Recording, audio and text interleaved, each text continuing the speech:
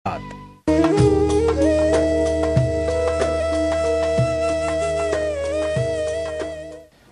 Sciences के बगैर कोई माशरा तरक्की नहीं करता। एक दफा रूहानी और रिलीजियस साइंसेस आ जाएं तो उस रोशनी में फिर सोशल साइंस डेवलप की जाती है। ग्रीक्स और रोमन्स का अलमिया यह था कि उन्होंने आज उस जमाने की सियासत, डेमोक्रेसी, पार्लियामेंट, कैबिनेट, सेनेट, इस किस्म की सारी खुराफात पे काम तो करना शुरू किया, लेकिन इंटेलेक्चुअल फिलॉसफी पे उसकी कोई बुनियाद स्पिरिचुअल या रूहानी नहीं थी। वो अल्लाह ताला के और इंसान के ताल्लुक को ना समझ सके, वो इंसान के उसकी तहजीब के साथ, जमाने के साथ ताल्लुक को ना समझ सके, वो इंसान का मकसद हयात ना जान सके। जब इंसान का मकसद हयात ही डिफाइंड ना हो, जब उसको यही ना मालूम हो कि उसको किस मकसद के लिए तख्लीक किया गया है, उसका खालिक और मखलूक से कोई राब्ता ना हो, जब इंसान अपनी जात में फसाद करने वाला हो, तो उस सूरत में अगर वो सोशल साइंसेस डेवलप भी कर लेता है तो वो सोशल साइंसेस उसकी वजूद की, उसको रूह की तस्कीन नहीं कर पाती। मगरिब ने जो सोशल फिलॉसफीज बिल्ड की अपनी इंटेलेक्ट पे, जिनकी कोई बुनियाद रूहानी या स्पिरिचुअल नहीं थी, उसका अलमिया यह हुआ कि यह मगरबी माशरा जो कि रेनेसां, रेफॉर्मेशन और इंडस्ट्रियल एज के बाद मॉडर्न एज में पहुंचा है, तो यह लादीन सेकुलर माशरा हो गया। ये वो माशरा बन गया कि तमाम तर साइंस एंड टेक्नोलॉजी के बाद इकबाल ने कहा कि ये तहजीब अपने खंजर से आप खुदकुशी करेगी कि जो शाख नाजुक पे आशियां बनेगा वो नापायदार होगा। ये शाख नाजुक है क्या?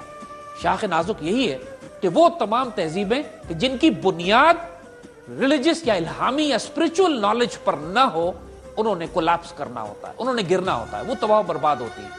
और ना वो इंसानियत को फलाह दे सकती है, ना खैर दे सकती है। इस बात के बावजूद कि इंसान एक तरफ दिल की गहराइयों में दाखिल हो चुका है और एक तरफ चांद पे पहुंच चुका है, इसके बावजूद इंसान नहीं बन सका। दरिंदा और हैवान है, एक दूसरे का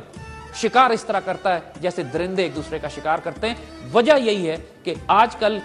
हमारे एजुकेशन सिस्टम में भी जो चीज आपको नजर आती है वो ये, इसमें ना रिलीजियस और स्पिरिचुअल नॉलेज की फाउंडेशंस है, ना इसमें सोशियोलॉजी की फाउंडेशंस है, ना माशरे और मुल्क में अदल और सोशल जस्टिस है, ना फिलॉसफी पे कोई बात होती है, ना तारीख पढ़ी जाती है। सिर्फ इंजीनियरिंग और मेडिसिन और दूसरी साइंसेस को पढ़ के इंसान अच्छे हाई क्वालिटी मैकेनिक तो बन सकता है, लेकिन जिसकी कोई फाउंडेशन नहीं होती। ये वो एक कमाल था उस कुरूने ऊला की इस्लामी सिविलाइजेशन का। आइंदा आने वाले दौर में भी जो तहजीब बनेगी जो कि इंसानियत की फलाह के लिए काम करेगी, उसका सीक्वेंस वही होगा जो कुरूने ऊला की मुसलमान तहजीबों का था।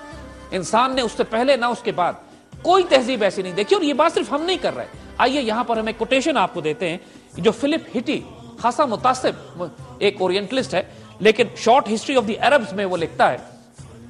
कि दौरे वुस्ता के पहले हिस्से के दौरान किसी और ने इंसानी तरक्की के लिए इतना अहम किरदार अदा नहीं किया जितना अरबों ने किया। उससे मुराद वो लोग हैं जिनकी मादरी जबान अरबी थी, ना कि वो लोग जो सिर्फ अरब इलाकों में रहते थे। कई सदियों तक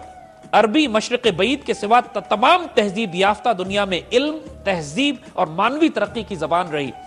9वीं सदी से 12वीं सदी तक फिलॉसफी, मेडिकल, तारीख, मजहब, फल्कियात,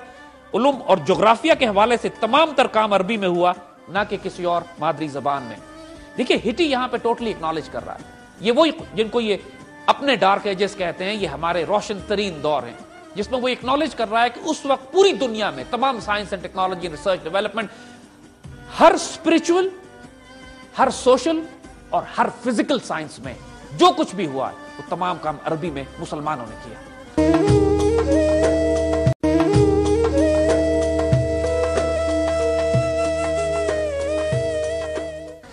ये वो इतना हैरत अंगेज सीक्वेंस है कि अगर हम इसको सामने रखें तो हमको वजह समझ में आने लगती है कि वो क्या वजह थी कि मुसलमानों ने उस दौर में वो तहजीब कायम की, फाउंडेशंस मजबूत थे। यानी अगर आप खिलाफत राशिदा में देखिए और उसके बाद आने वाले दौर में भी जो finest of the finest Muslim thinkers, intellectuals थे, जिन लोगों में मुसलमान जो ज़हीन तरीन तालिब इल्म हुआ करते थे, वो रिलीजियस और स्पिरिचुअल साइंसेज में जाते थे, वो सोशल साइंसेज में जाते थे, वो इंजीनियरिंग और मैथमेटिक्स और रिसर्च एंड डेवलपमेंट में नहीं जाया करते थे। जो फोकस था, जो उस माशरे का फोकस था, जिसकी ग्राउंडिंग बहुत मजबूत थी स्पिरिचुअलिटी और रिलीजन में, उसी जमाने में आपको इमाम अहमद बिन हम्बल, इमाम मालिक, इमाम शाफी, इमाम Abu Hanifa, These people were geniuses of the time. उस वक्त इनसे बेहतर इमाम बुखारी लेटर ऑन पीरियड में, और जो उन तमाम लोगों ने जिन्होंने हदीस में, फिक़ह में, तफसीर में और इल्म रिवायत में काम किया, जिन्होंने कुरान पाक को कंपाइल किया, जिन्होंने मुस्लिम लॉ डेवलप किए, जिन्होंने उस वक्त का इकोनॉमिक, सोशल, खुलफाए राशिदीन के जमाने में जिस तरह हजरत उमर रज़ी खुलफाए राशिदीन ने, सैयदना अबू बकर ने, सैयदना उमर, सैयदना उस्मान, सैयदना अली ने, रिज़वानुल्लाह अजमईन ने जिस तरह इस्लामिक स्टेट के सिस्टम्स डेवलप किए, ये जो सोशल साइंस की एक नई डोमेन बिल्ड हुई, کہ گورننس کیسے کی جاتی ہے, مینجمنٹ کیسے ہوتی ہے, سوشل ویلفیئر کیسے قائم کیا جاتا ہے, پینشن کا نظام مسلمانوں کا اس دور میں شروع کیا ہوا ہے, اس زمانے میں ایگریکلچر سسٹم کو کیسے آرگنائز کرتے ہیں, لینڈ ریفارمز کیسے کی جاتی ہیں. یہ وہ تمام چیزیں, ان میں سے کوئی بھی چیز